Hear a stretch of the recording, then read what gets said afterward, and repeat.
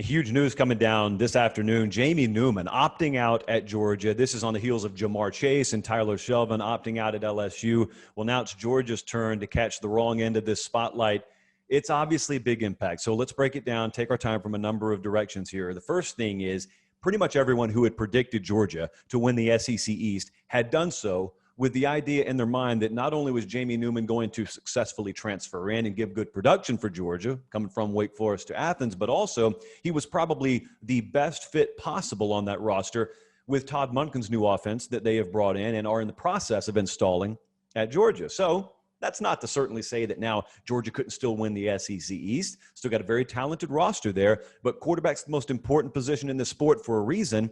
And if you had a guy that you were instilling a lot of confidence in, and that guy is removed from the equation, you got to at least do a healthy inventory of what the state of affairs are in the SEC East. So the question now becomes, with Jamie Newman out of there, well, who do you turn to?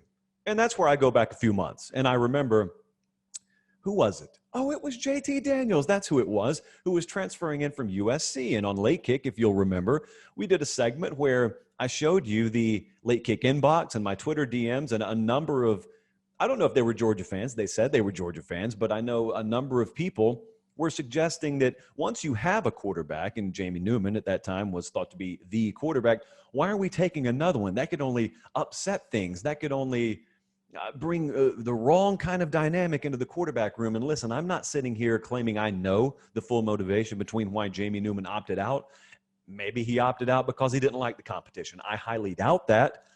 But you could make that argument, and I couldn't shoot it down.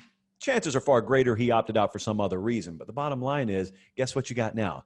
You got a guy with big game experience and big game talent that you can fall back on in JT Daniels. Is he the same kind of player as Newman? No.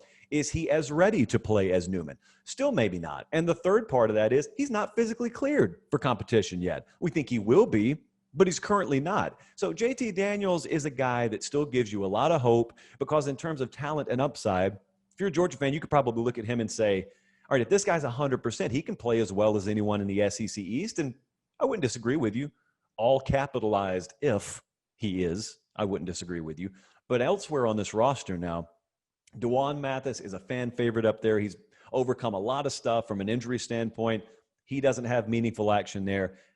Stetson Bennett does not have real meaningful action there. In fact, I believe Bennett is the only guy on the roster other than Daniels that has game experience, period. And then Carson Beck is the incoming true freshman, probably a ways away himself from being ready to play here. But, man, there was obviously a big tidal wave of just a range of emotions that were sent through the SEC when this news broke a little while ago, and our guys over at dogs247.com are doing a great job of tracking this. Kip's been all over it. Jake's been all over it. Rusty, I think, is on the road today. He probably is all over it too. But, man, it's really, really wild to think about that, and it's so wild that I haven't even bothered to make predictions yet for this very reason. This upsets everything. If I would have turned in my predictions yesterday and then this happened, it resets everything. So are there winners and losers here? If you want to look at it that way, yes. I think the SEC East certainly becomes a lot more hazy. If you didn't already think it was hazy, it certainly becomes a lot more hazy. But you also consider, when you look at the way Georgia's schedule breaks down and you think about the dynamic that was already in play, which is new offensive coordinator coming in, trying to find as much synergy and get as much juice into this thing as early as possible. They were doing that for obvious reasons, but really the most obvious is they got Auburn in week 2. Like, they've got Tennessee, I believe, in week 3, Alabama in week 4. They got Kentucky in week 5. Their toughest stretch is in the first month to month and a half of their season. And then they've got Florida midseason. And after that, they should be favored the rest of the way. But the point is, the SEC East will be decided one way or another by the time I think Halloween rolls around. I think that's when they play that game in Jacksonville.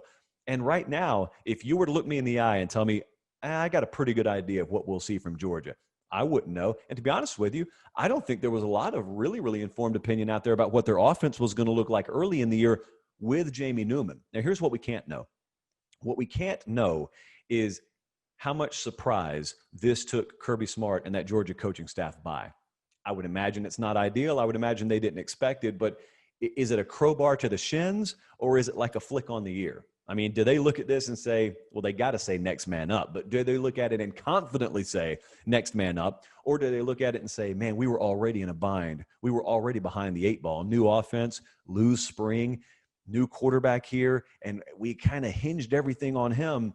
Bubblegum and paper clip it our way through the season early on, and then we'll hopefully catch our second wind, and now he's out?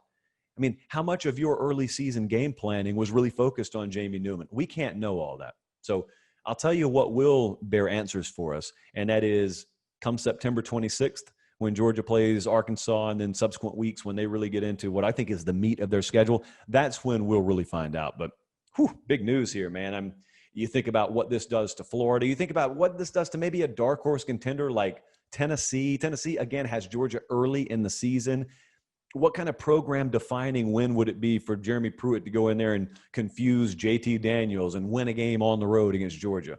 All sorts of things were in play here. Not that they weren't already, but now they really are. So hopefully this is the last big time opt-out news. I doubt it will be, but we'll be here to break it down if and when it does occur.